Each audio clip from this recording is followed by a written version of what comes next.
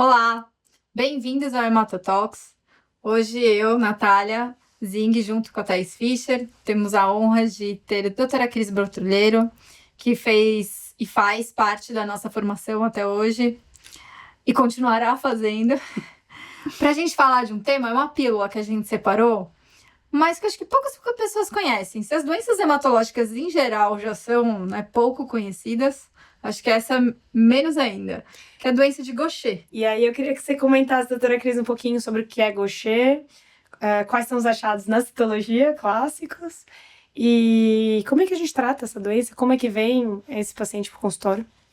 Então, é que na Santa Casa nós somos referência para a doença de Gaucher, porque os pacientes foram aparecendo e eu fui agrupando esses pacientes e fui estudando essa doença, que é uma doença de depósito lisossômico, uma doença autossômica recessiva, onde falta uma enzima, a beta-glicosidase ácida, e o seu precursor, o glicocerebrosídeo, se acumula nas células do sistema retículo endotelial.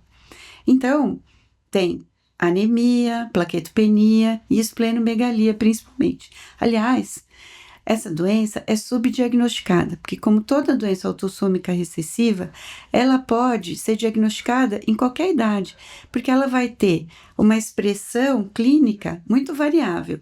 Até irmãos que têm o mesmo genótipo, eles vão ter manifestações clínicas variáveis.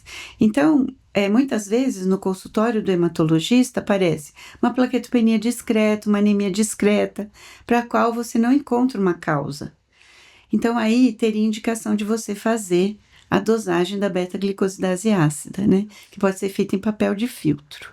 Uma curiosidade, doutora, nos testes de do pezinho, elas não são incluídas naquele expandido, naqueles que incluem várias doenças, ela é incluída ou não? No expandido, sim. No geral, o teste geral, do não. pezinho ainda não. Deveria ser, na minha opinião, mas não é. Em Brasília, eles incluíram no serviço público a doença de Gaucher no teste do pezinho. Mas ainda não é no Brasil todo, não.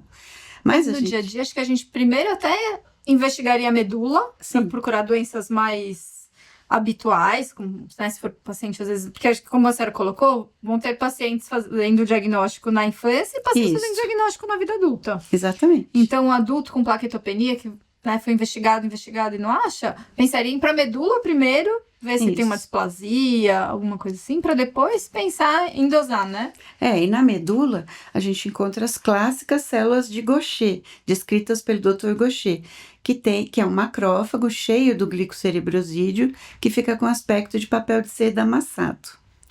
E que precisa ser um bom hemopatologista ali para rodar a lâmina e ver, né? Você tem que procurar. Esse é outro problema. Às vezes a pessoa já coloca a lâmina, não olha nada no menor aumento, você não vai encontrar. Você tem que olhar no menor aumento, aí você vai ver essa célula, e aí você passa para o aumento maior para determinar melhor as características dela. Mas todo mundo já vai muito rápido, né? E na Itália eles fizeram um trabalho muito interessante, eles fizeram uma busca ativa. Eles foram em clínicas hematológicas na Itália toda, e eles pegavam pacientes que tinham anemia, plaquetopenia e esplenomegalia, os 3 ou 1 ou 2, e investigavam. E esses pacientes que não tinham chegado a nenhum diagnóstico, eles pesquisavam doença de Gaucher. No início só Gaucher, depois eles continuaram pesquisando outras doenças raras. Niemann-Pick, que hoje chama ASMD, né? Deficiência de esfingomielinase ácida, que é bem mais rara que o Gaucher. E eles encontraram outras doenças raras. Então, em 800 pacientes, eles encontraram 15 Gauchers, que iam ficar sem diagnóstico, 4 ASMD, o antigo Niemann-Pick, encontraram outras doenças raras, doença de Tangier, outras imunodeficiência comum variável, coisas raras que ninguém pensa. A gente não tem na faculdade uma matéria, doenças raras, né? Exato. Então, e se você não conhece a doença, você não pensa. Nem pensa, não. Não pensa. Então, é muito importante uma citopenia, para a qual você já fez até uma medula. Às vezes você não vai encontrar a célula de Gaucher, ou porque a pessoa que viu não conhece, não procurou, ou porque tem pouca.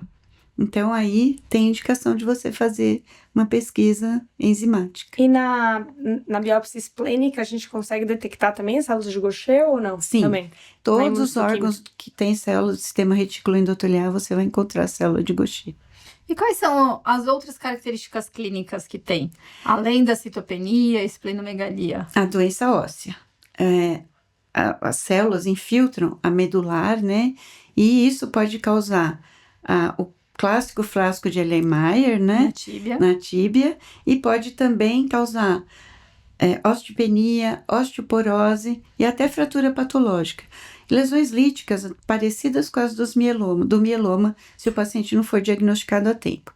Hoje em dia, é mais difícil a gente ver essas lesões importantes no osso, e elas, quando se instalam, são irreversíveis. O frasco de Erlenmeyer, não. O frasco de Erlenmeyer, dependendo do tempo que você diagnosticou, pode ser reversível. E a osteopenia e a osteoporose também. Mas as fraturas, não.